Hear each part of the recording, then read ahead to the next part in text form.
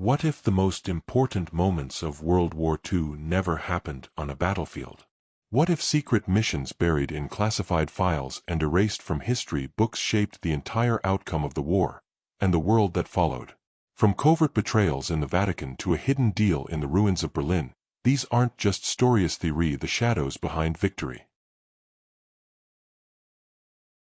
The cold winds howled across the snow-covered ridges of Telemark, Norway, biting into the flesh of any man unprepared for its wrath. It was February 1943, and deep within the mountains, a German facility glowed in eerie silence, its concrete walls concealing the secrets of Hitler's nuclear ambitions. But this wasn't just about splitting atoms. The Allies had discovered something more dangerous, a shipment labeled Project Nebel. No one knew exactly what it was, only that it was bound for Japan and deemed a threat of the highest order.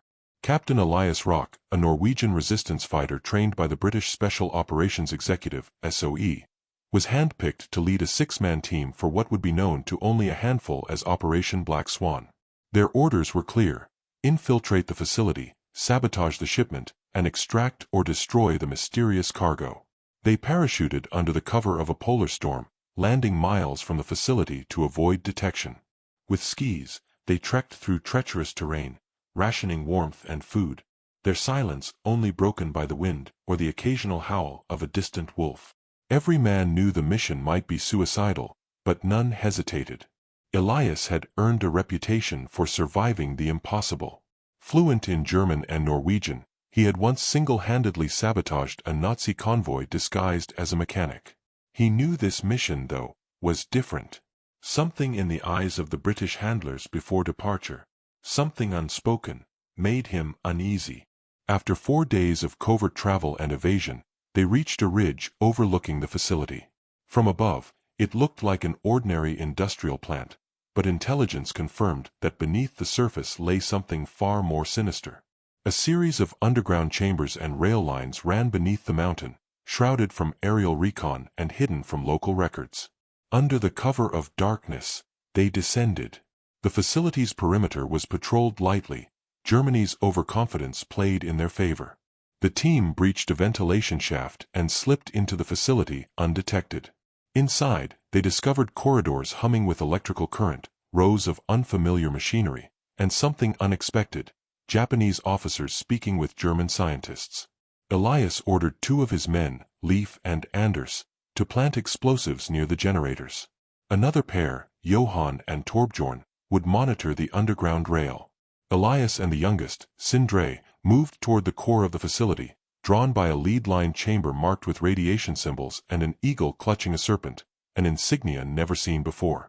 Inside, they found a crate unlike any other. Heavy, reinforced, and covered in what appeared to be experimental shielding. When opened, it revealed no uranium, no plutonium, but a compact black device surrounded by wires, polished glass, and an etched kanji character on its casing, Kage, meaning shadow.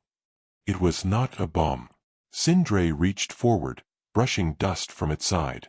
A static crackle leapt through the air, and in that instant, the lights in the chamber flickered. The device emitted a low pulse, almost like a heartbeat. Elias froze.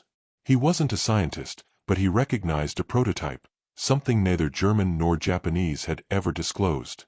The realization hit him. This wasn't about building a bomb. It was about controlling the battlefield in an entirely new way. A prototype radar jamming device, far more advanced than anything the Allies had developed. Suddenly, alarms blared. Somewhere along the line, someone had tripped a sensor, or perhaps they had been betrayed. Shouts in German echoed through the corridors.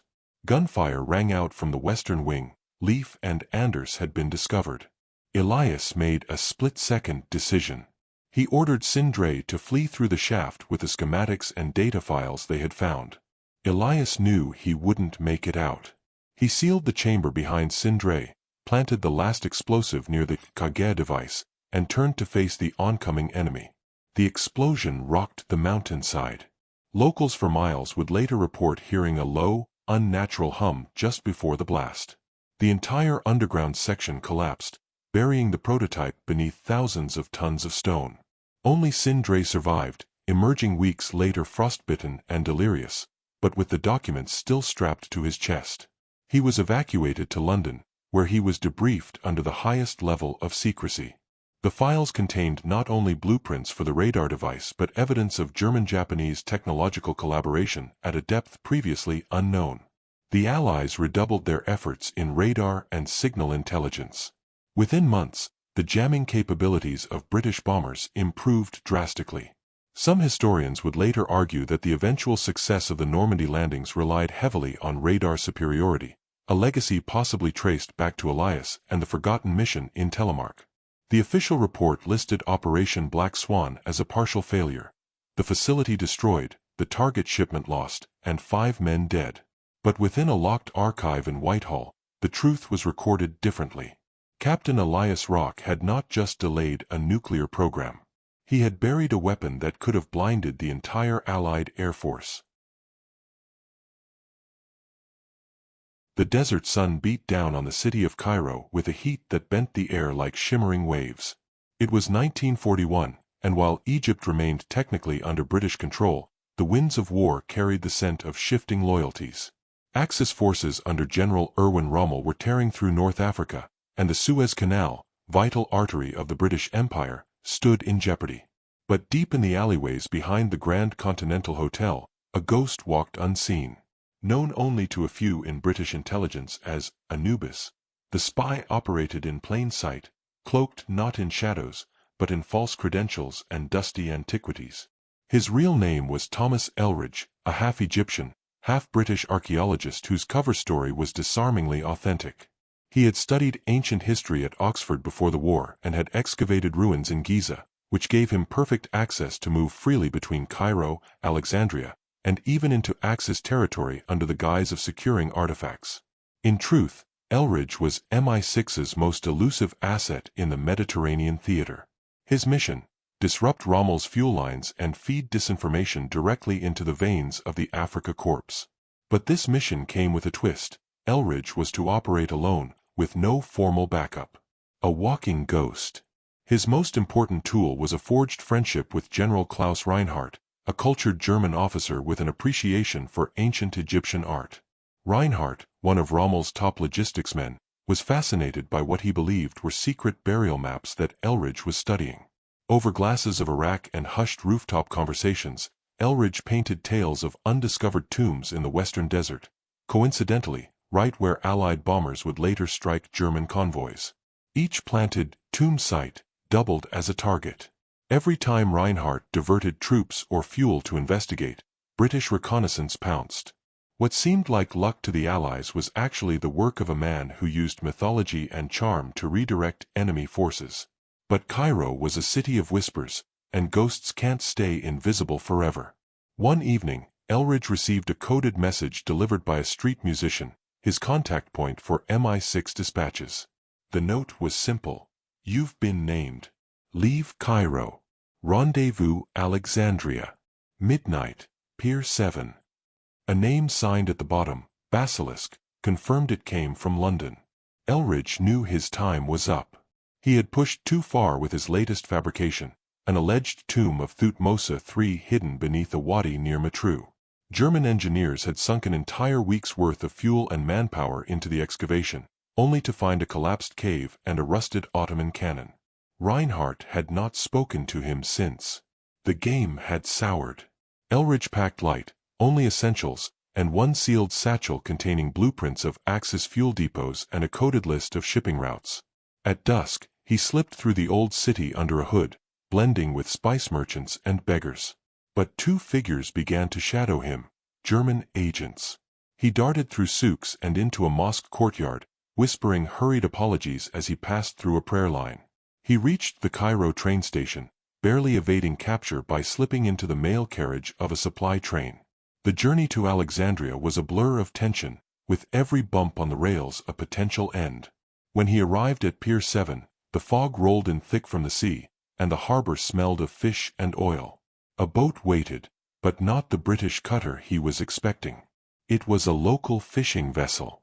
The man aboard wore a fez and smoked a clove cigarette. "You are late," he said. "Get in." Elridge hesitated. Password. The man exhaled. The Nile never forgets. Elridge climbed aboard. They set off in silence. Halfway into the harbor, the man handed him a radio transmitter wrapped in canvas. "I was told to give you this," he said. "And a message." Elridge unwrapped it and turned the frequency dial. A British voice crackled to life. "New orders. Cairo not yet compromised. One last move before exfiltration." Elridge clenched his jaw. He thought he had escaped, but instead, the game dragged on. The final mission was the most dangerous yet. Rommel's campaign had stalled at Tobruk, but German command was planning a desperate push toward the canal. A massive fuel convoy was gathering in Libya, and a secret overland supply route through southern Egypt was being reactivated, old camel tracks and forgotten roads. If Rommel succeeded, he would have fuel enough to roll into Cairo. Elridge had just one shot. He posed again as an archaeologist, this time taking interest in an ancient road near the route. His name still held weight, and despite growing suspicion, he managed to be granted an audience with the German engineers coordinating the convoy.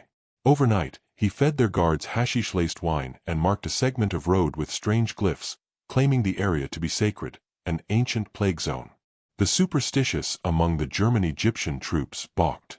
More importantly, the detour they took led the convoy into a narrow pass where the Royal Air Force awaited. The resulting ambush destroyed hundreds of barrels of fuel and stalled Rommel's operations for nearly a month. Elridge had done the impossible, crippling a military advance with nothing but lies, history, and courage. By the time Rommel regrouped, the tide of war in North Africa had already shifted.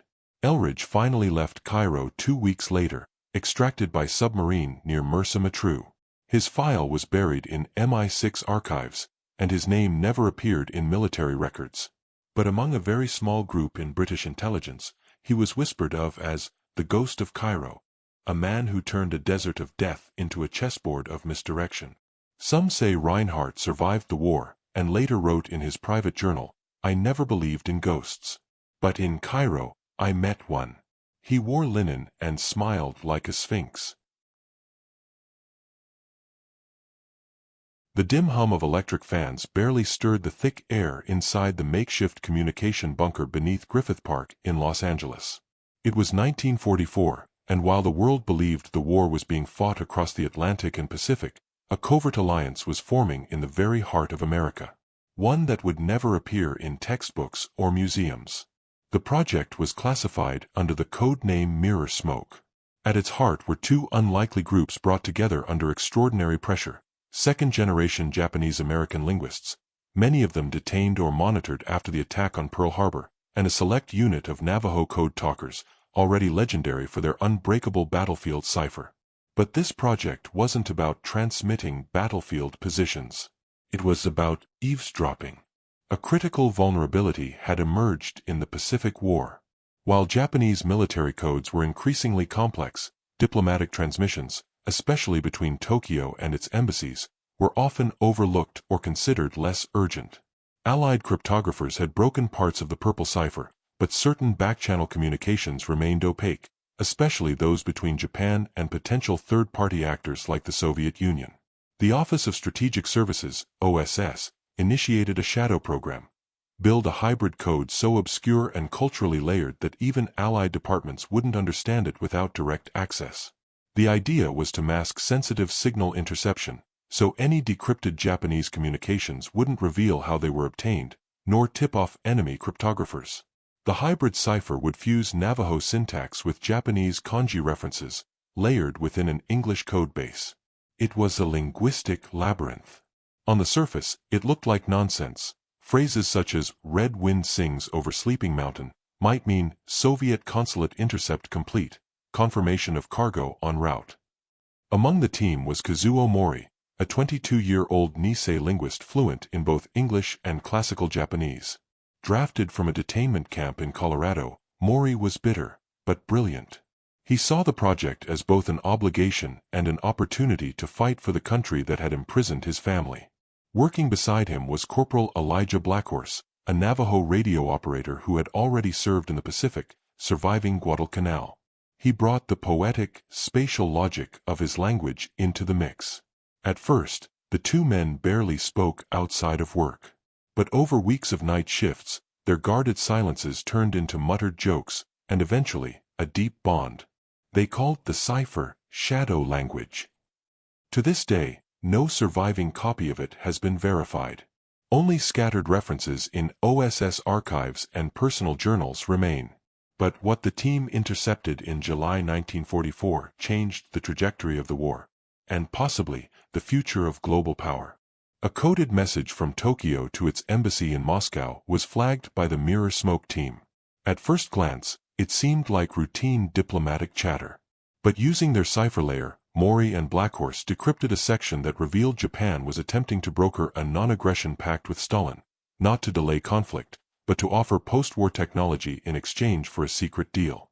The transmission hinted that Japan had developed preliminary designs for long-range rocket propulsion, early iterations of what would later become known as Ishii-class projectiles, similar in form to the German V-2, but with distinct chemical propulsion systems.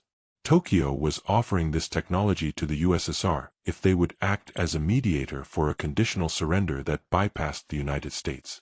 The implications were staggering. If successful, it could have undermined Allied negotiations, split post-war territorial agreements, and accelerated the nuclear arms race. The team elevated the decoded message through the OSS chain, but found resistance. Too many departments feared leaks. Too many feared explaining how such an obscure cipher had accessed such a message. Eventually, the decrypted content reached President Roosevelt's inner circle. Just days later, Allied diplomatic posture hardened dramatically, and several pre-planned negotiation efforts were abruptly halted. The United States quietly began preparations for a full-scale invasion of Japan, Operation Downfall, until the atomic bomb rendered it unnecessary. Mori and Blackhorse never saw combat again. Their project was terminated as abruptly as it began. The government erased its existence. The hybrid code was dismantled, and the team members were reassigned or discharged. In 1982, long after the war, Kazuo Mori wrote an unpublished memoir titled Whispers Between Tongues. In it, he described mirror smoke and its consequences. "We built a language no one was meant to speak. A mirror made of smoke. But in that mirror, we saw the shadows of nations, not as enemies or allies, but as animals trading bones beneath the forest floor." Elijah Blackhorse never spoke publicly about the mission. But at his funeral in 1999, his grandson discovered a small box containing a single sheet of paper. It had no words, just a sequence of pictographs, glyphs, and hand-drawn symbols. The code had never truly been destroyed. Today, only fragments of the shadow language are believed to exist, scattered in classified vaults and old notebooks. But what it achieved, preventing a rogue alliance between Japan and the Soviet Union, may have reshaped the world as we know it. And yet, almost no one remembers it. Rome in 1944 was a city hanging by threads of war, of faith, and of secrets so deep they could only be whispered within the marble halls of the Holy See. The Eternal City, technically neutral under Vatican protection, had become a strange island amid Axis occupation. While German boots echoed in the streets, within the Vatican's stone walls, a different kind of war was being fought. At the heart of it was Father Angelo Ricci, a Jesuit priest with sharp eyes and a mind sharpened further by years of theological study and quiet rebellion. To the world, Ricci was a devout scholar and advisor in the Vatican Library. In truth, he led a covert network called Custodes Noctis, the Night Guardians, an underground intelligence chain working with the Italian resistance and, indirectly, the Allies. Ricci's network consisted of nuns, monks, cardinals, even Swiss guards who had turned against fascist collaborators. Their mission was not to fight with guns, but with information, relaying Nazi troop movements, supply logistics, and most of all, identifying high-ranking German officials losing faith in Hitler's vision. The most critical of those informants was General Wilhelm Dreschler, a ranking SS officer posted to Rome. Dreschler, though brutal in his early years, had turned disillusioned after witnessing mass executions in Poland. Now stationed in the city, he sought redemption, or perhaps revenge, by passing intelligence through Ricci's network in exchange for one promise: sanctuary for his family once the war ended. Using courier monks posing as confession takers, Ricci smuggled out reports of deportation schedules, oil routes, and intercepted directives to Berlin. One such report directly contributed to the success of Operation Strangle, the Allied effort to cut German supply lines north of Rome. But the risk grew with each passing week. By spring, the Gestapo began sniffing too close to the Vatican. While the Nazis hesitated to violate its neutrality outright, under pressure from Berlin, they planted agents within the city. Ricci knew time was running out. Then came the critical message. Drechsler passed word through coded scripture, disguised as a Vatican inventory report. A high-level meeting of SS officers was to take place in Rome, plans for a scorched earth retreat north of the city. They intended to destroy bridges, railways, and hospitals, and even planned targeted assassinations of influential Vatican clergy suspected of resistance ties. Ricci faced an impossible choice. If he intervened, he risked exposing his network and prompting Nazi retaliation against the Vatican itself. If he remained passive, Rome would burn as the Germans fled. He chose action. In a single night, Ricci sent his entire network into motion. Warnings were delivered to the resistance. Hidden stockpiles of medical supplies were relocated. Vatican staff prepared to hide dozens of at-risk civilians in the catacombs beneath St. Peter's Basilica. Then he did something reckless. He arranged to meet Drechsler in person, deep within the Vatican gardens, near a secluded chapel. It was to be their final exchange: documents, escape plans for Drechsler's family, and names of SS officers involved in the destruction plot. But someone had betrayed them. That night, as Ricci approached the chapel, cloaked in his priestly robes, he saw shadows move where no one should have been. He froze, reciting a prayer under his breath. A figure emerged. It was not Drechsler. It was a man Ricci knew only as Brother Adalbert, a Vatican archivist. Except Adalbert was no brother. He was an OSS asset embedded inside the Vatican long before Ricci's operation began. And he wasn't there to help.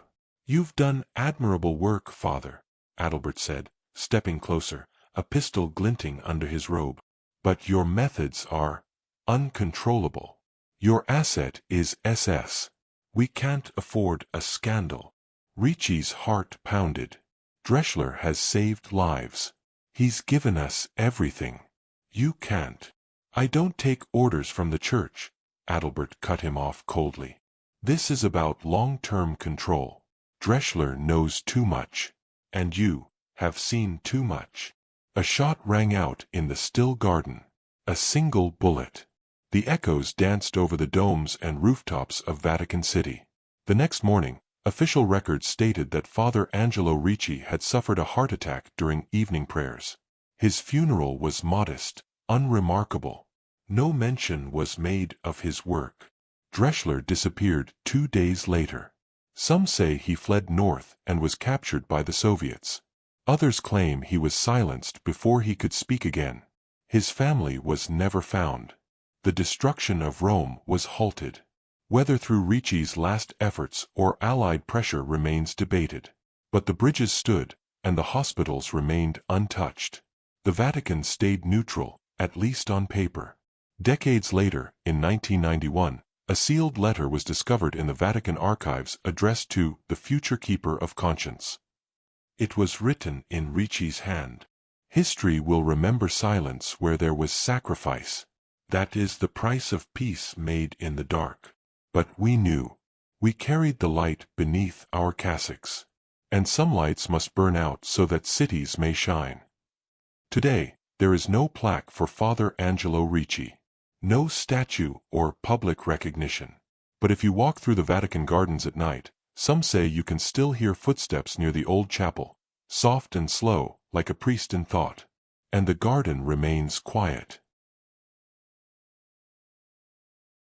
The dying days of the Third Reich were steeped in blood, paranoia, and desperate whispers.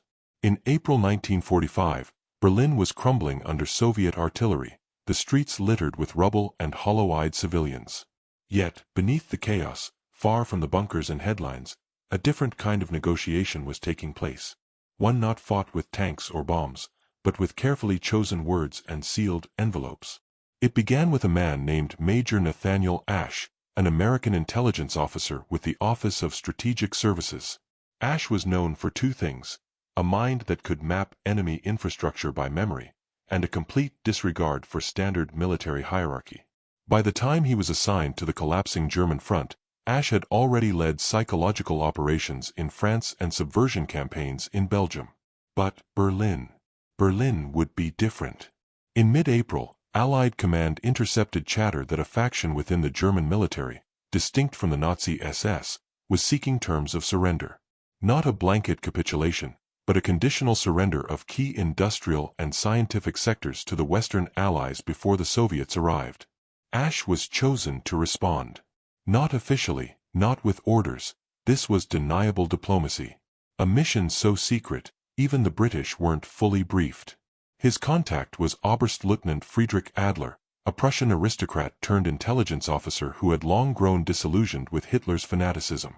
From his underground station in central Berlin, Adler maintained the last intact communication line between military command and Berlin's central rail nexus.